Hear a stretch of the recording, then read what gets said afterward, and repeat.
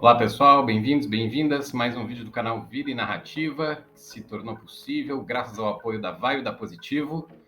Como de praxe, estamos ouvindo Sonhos em Baixa Resolução do Ronaldo Palma, projeto Monte Blanco, faixa 11. Clique aqui nos comentários, vá lá no canal dele, tem bem mais coisa do que este álbum que a gente tem ouvido durante esses capítulos, que eu venho comentando e que hoje chega ao décimo capítulo de Gerd Borrheim, Sartre, Metafísica e Existencialismo. Eu vou começar o comentário desse capítulo com uma recapitulação do que a gente viu até aqui. A gente já está num momento bem avançado do livro de Borrheim, que por sua vez é um comentário a um livro de Sartre.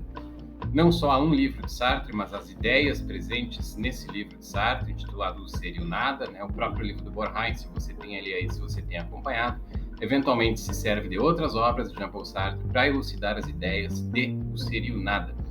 Então eu quero fazer uma recapitulação, né? O que é que a gente tem feito até agora? A gente viu, conforme os comentários de Gerd Borrheim, que Sartre parte de uma fenomenologia, que é um modo de fazer filosofia que começa pela experiência concreta.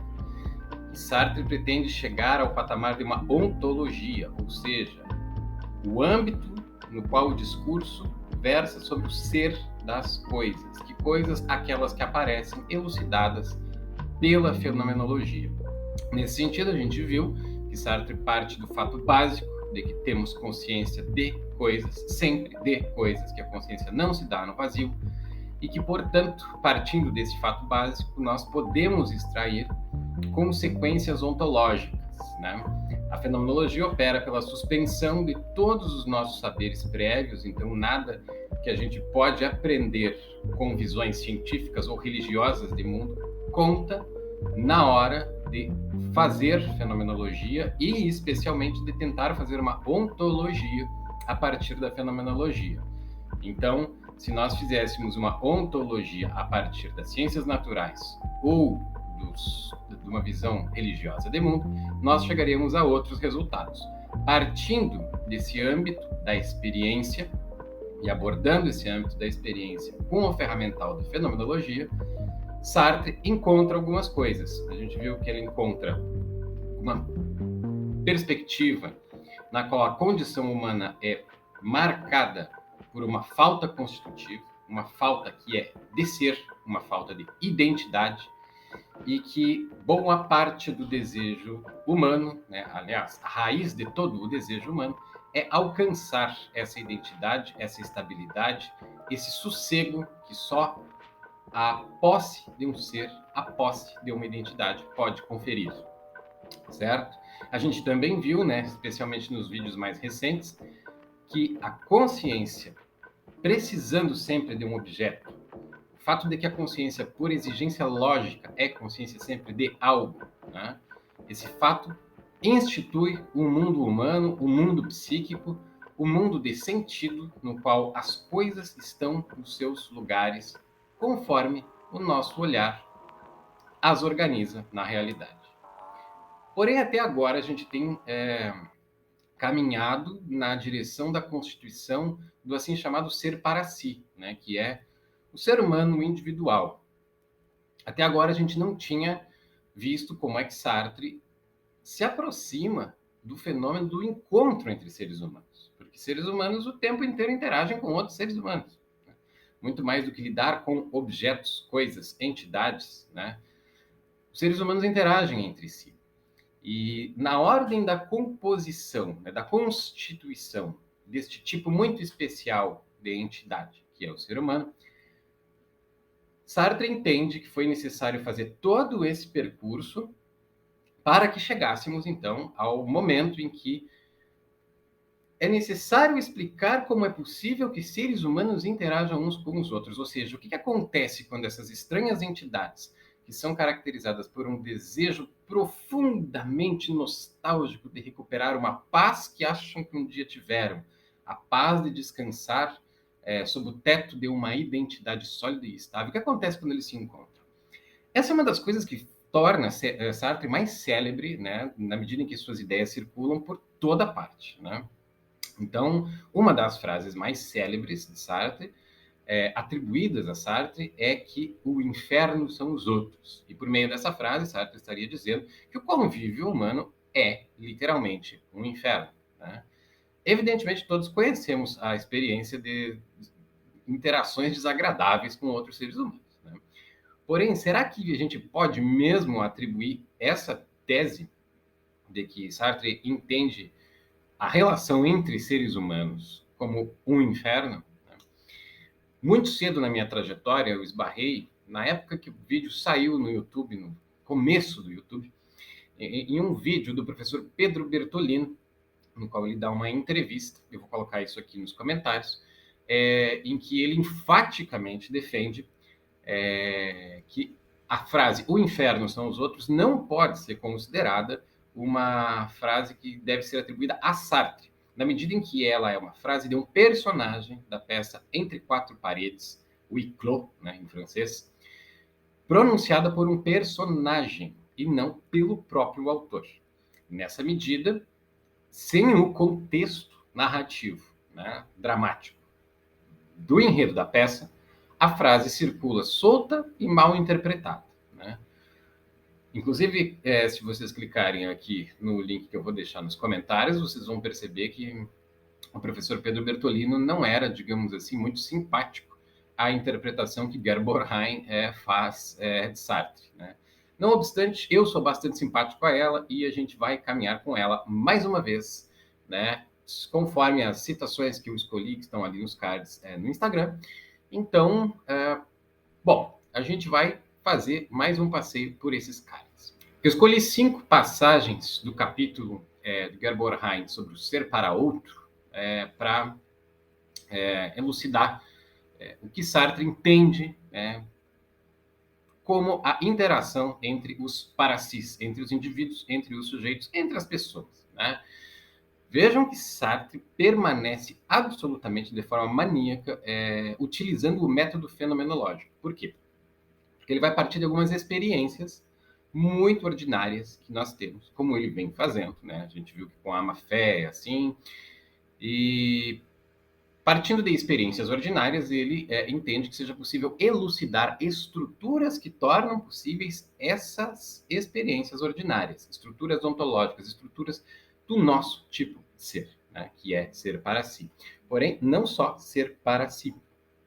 Essa expressão introduzida por Sartre, né, que Borheim nos traz, ser para outro, mostra que desde o começo nós somos sempre para outro. A nossa experiência ela é constituída de tal forma que é sempre possível o encontro com o outro, e se nós não fôssemos ser para outro, nós não teríamos qualquer experiência da alteridade, nós não encontraríamos outras pessoas, nós eventualmente acharíamos que as outras pessoas são objetos. Porém, a nossa experiência cotidiana mostra que não é assim. Então, passando à leitura do primeiro card que eu escolhi, eu peguei um trecho em que Borheim vai dizer o seguinte: já no plano da experiência cotidiana, o para si descobre a realidade do outro. Consideremos, por exemplo, a vergonha. Trata-se de um modo de ser da minha consciência.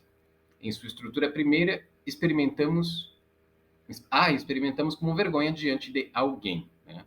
Alguém poderia se perguntar aqui por que diabos o existencialismo, ou Sartre enquanto existencialista, parece obcecado ou ter uma espécie de predileção mórbida por experiências desagradáveis, né? A gente viu lá, no início, lá na aula zero, né, que é necessário que essas experiências sejam negativas, né? A angústia como a ausência de certezas, por exemplo, né? Elas têm que ser negativas porque, no fundo, o ser para si ele é constituído negativamente. No caso da vergonha, percebam que quando o outro surge, eu sinto vergonha do que sou, ou seja, eu sinto vergonha de algo em que eu me reconheço.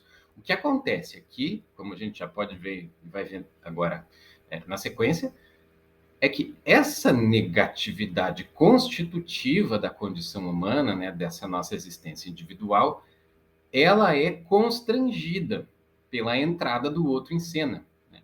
Nós, frequentemente, ao nos encontrarmos com os outros, podemos sentir vergonha porque determinados aspectos da nossa constituição individual que colocávamos fora de circuito, né, nas quais não gostamos de nos reconhecer, aparecem subitamente como composição desse meu modo de ser no mundo, né?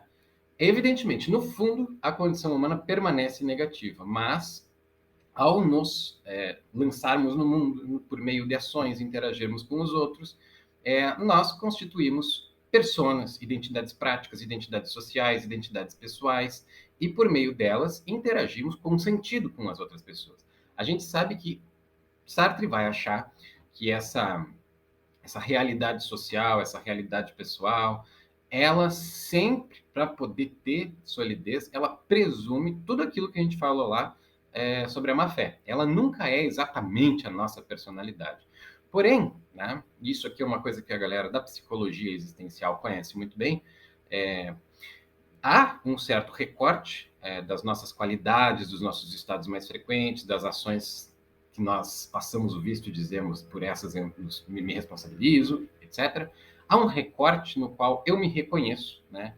E quero que este seja a minha identidade. Tento, com este recorte, este ego, preencher esse vazio. Isso não dá certo, a gente já viu. Porém, na interação com os outros, a gente mostra aspectos que a gente não coloca reflexivamente, quando pensa sobre si mesmo, na nossa própria conta, não considera que faz parte da gente. É aquele tipo de situação que a gente vai dizer assim, não, mas eu não sou assim. E se diante de um tribunal de outras pessoas, se diante do tribunal da alteridade, né, a gente ouvir o veredito de que sim, você é assim, a gente se envergonha. A gente se envergonha subitamente, né? E essa experiência da vergonha, voltando para o campo da fenomenologia, ela mostra que a existência do outro aparece para mim como uma realidade incontornável. Não é como se ele fosse uma ilusão que eu preciso provar que é real, não é como se ele fosse uma coisa, um objeto. Eu sei que o outro, quando me olha, me vê enquanto ser humano olhando para outro ser humano, certo? Então, né, passando para o segundo card, o outro não me revela apenas um estado que sofro, muito mais, ele me constitui um novo modo de ser que deve suportar novas qualificações. A vergonha apresenta, portanto, um duplo rosto. Ela é vergonha de si diante do outro, né? Sartre, Borheim até chega a comentar que Sartre menciona as práticas religiosas da vergonha, né? Eventualmente, a vergonha possui um papel importante, né? A gente sabe que até na política, o sentimento de vergonha eventualmente é reivindicado como uma coisa positiva, afinal, se você é capaz de se envergonhar daquilo que fez e, no fundo, né, no limite, se você faz muito daquilo que você é, né, você pode rever, refazer, reformar, reelaborar, né, a sua conduta e, no fundo, a sua identidade, né? O outro, a presença do outro,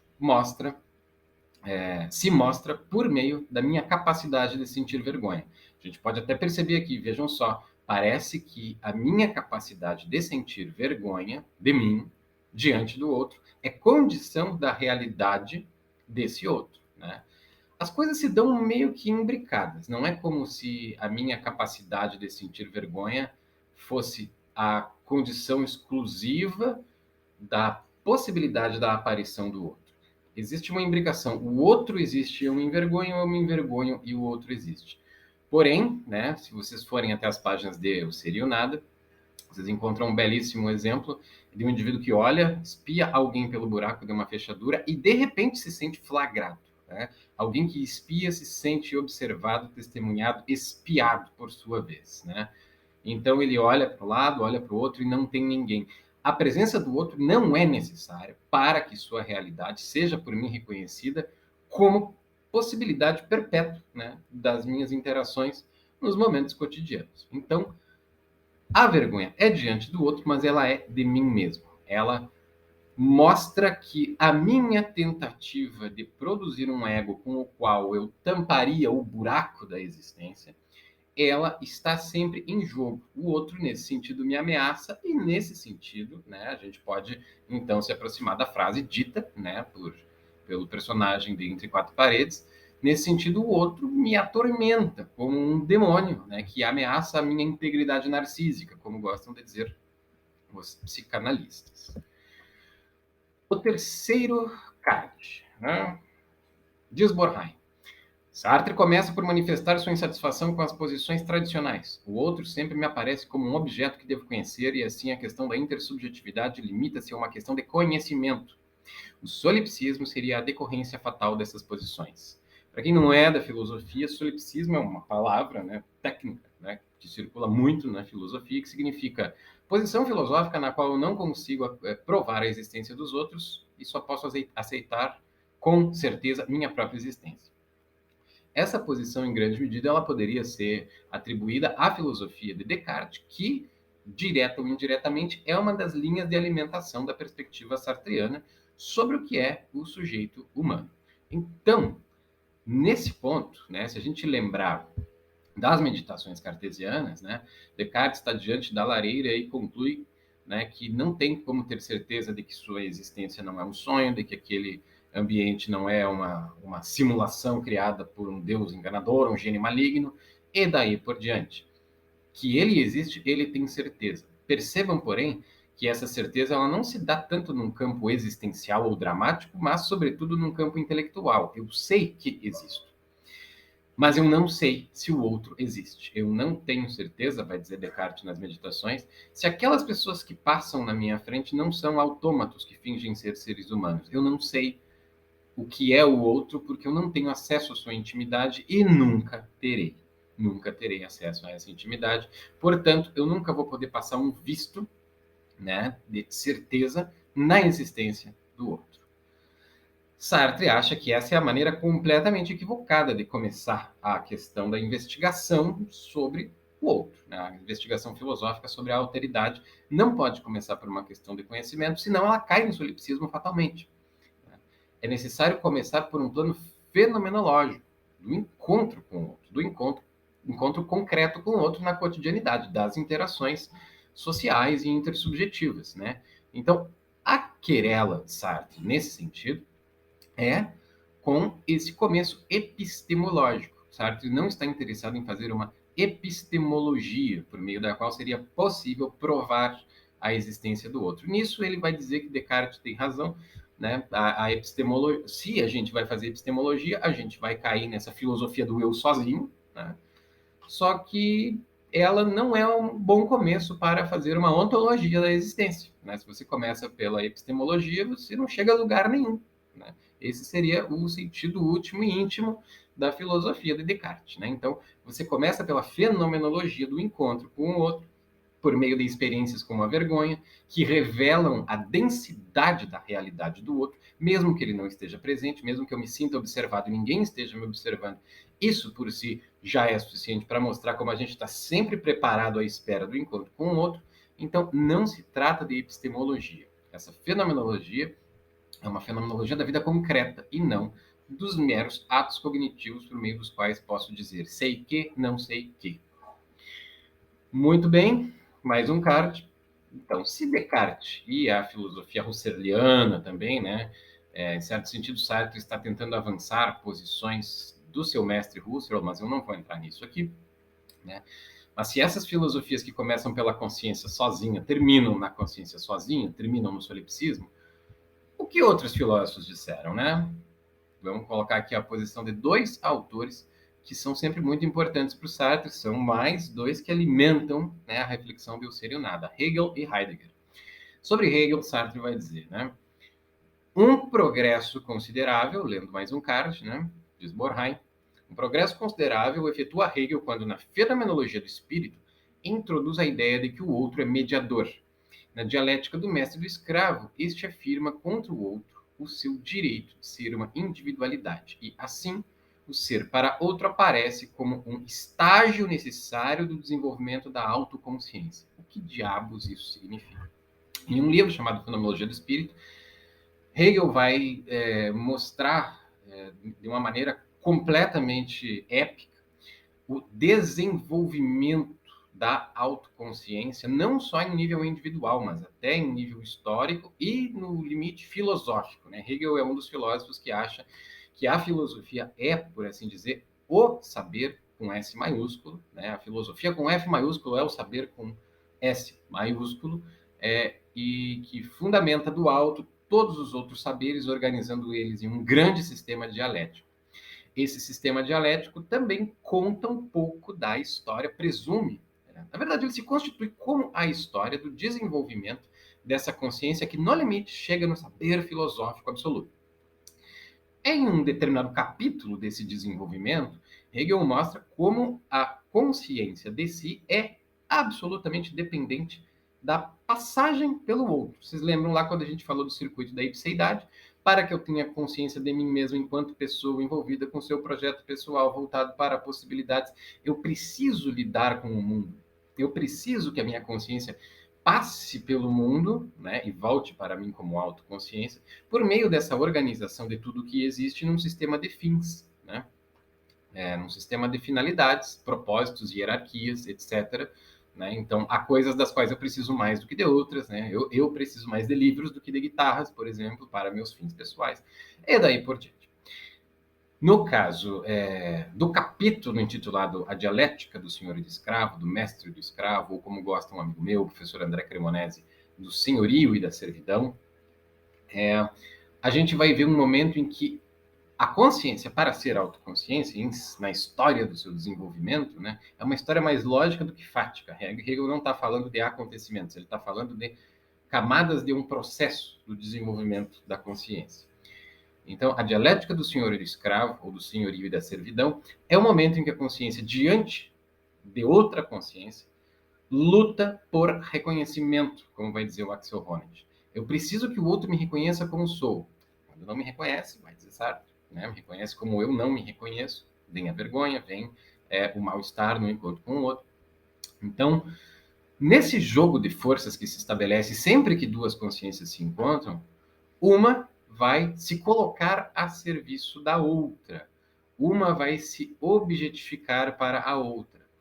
Esse esquema hegeliano serviu, né, para que Marx e outros desenvolvimentos do marxismo e da filosofia política compreendessem o próprio processo social. Né? Sartre está pensando, está saqueando esse conceito da filosofia hegeliana para pensar o encontro entre duas pessoas.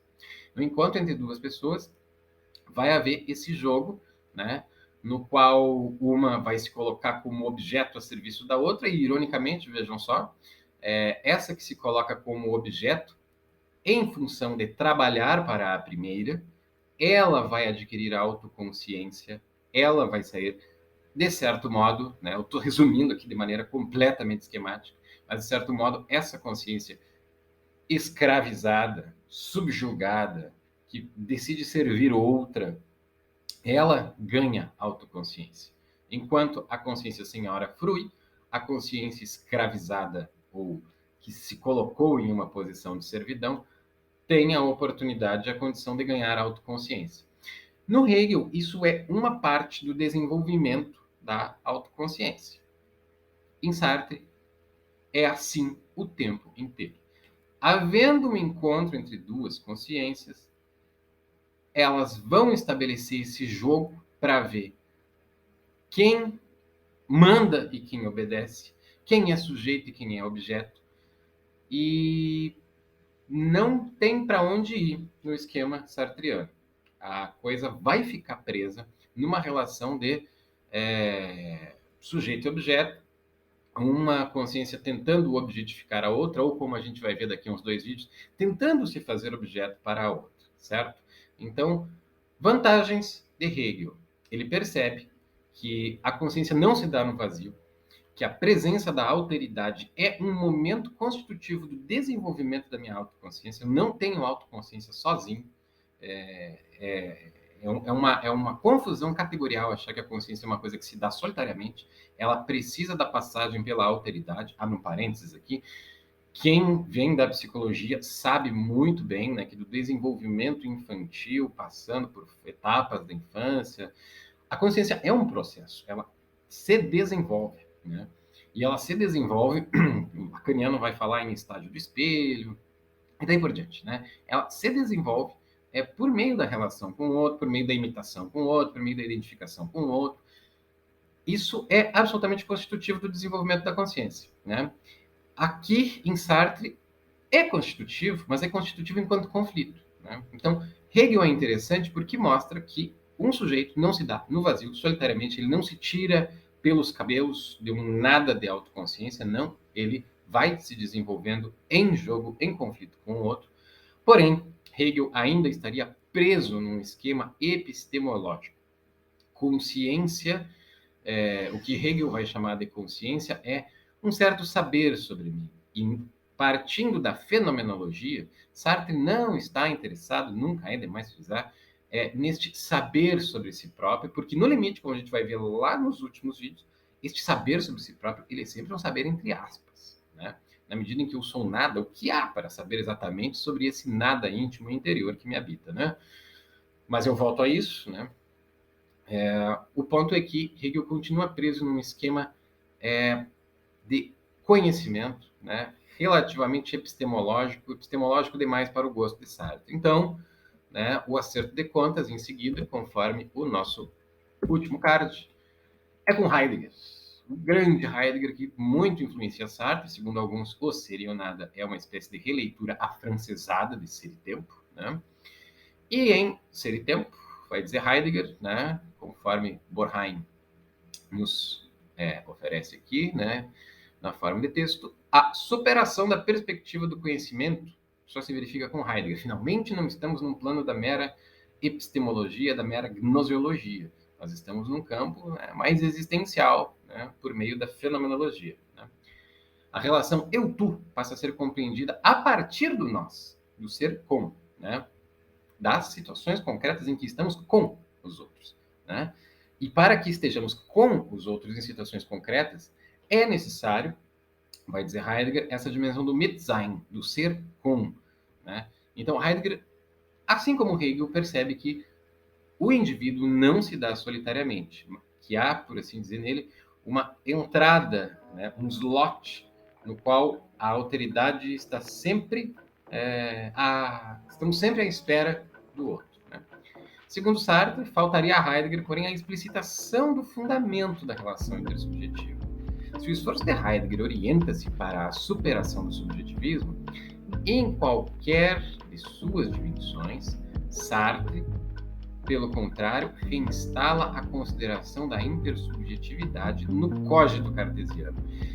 Borheim, eu insisto, não é demais, né? Ele próprio se declarava um pensador heideggeriano, e quando ele diz que Sartre reinstala a conquista heideggeriana num esquema cartesiano, ele está nos sugerindo que isso não é nada bom. Se a gente lembrar, o começo, né, desse vídeo foi falando sobre como Sartre não acha que um ponto de partida cartesiano pelo cogito é suficiente para falar da intersubjetividade, do nosso encontro com a alteridade, do nosso encontro com o outro. A filosofia de inspiração cartesiana, ela termina sendo uma filosofia do eu sozinho. Heidegger e Hegel nos ofereceriam essa possibilidade de perceber uma imbricação, uma co-originariedade, uma equiprimordialidade entre a existência própria e a autoconsciência dessa existência e a do outro. Porém, no entendimento de Sartre, é necessário constituir, é necessário mostrar estruturalmente como há essa equiprimordialidade, né? Então, no entendimento de Sartre, Heidegger mais declara do que mostra que nós somos com os outros, né? Ok, Heidegger, você está correto, nós somos com os outros, mas como, né?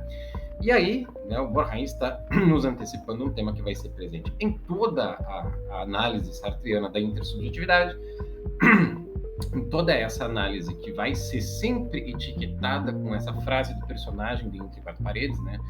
Vai ser etiquetada como uma relação meio infernal, né? Que é o fato de que Sartre, por mais que se esforce, talvez ele não consiga sair de uma perspectiva cartesiana, mesmo anunciando que com Hegel e com Heidegger a gente aprende que o eu não se dá sozinho, o sujeito não se dá solitariamente, que nós não nos tiramos do nada, mas nos constituímos em perpétua e constante interação com os outros, né? Borheim está nos sugerindo, portanto, que Sartre permanecerá fiel, caudatário e vinculado com um olhar cartesiano. Bem, a gente nesse vídeo viu, né, que Sartre permanece fiel ao espírito da fenomenologia ao partir de experiências concretas e fez esse acerto de contas com alguns dos seus filósofos favoritos, né, alguns dos seus mestres. No próximo vídeo, a gente vê o que acontece quando a gente encontra concretamente o outro. Por enquanto, a gente está ainda no âmbito da armação formal, né? Nos próximos vídeos, a gente vai aprofundar, mergulhar nesse ambiente, né? Nessa dimensão da nossa existência, que é o estar sempre nos relacionando com outros, né? Então, até o próximo vídeo. Muito obrigado pela paciência e tchau.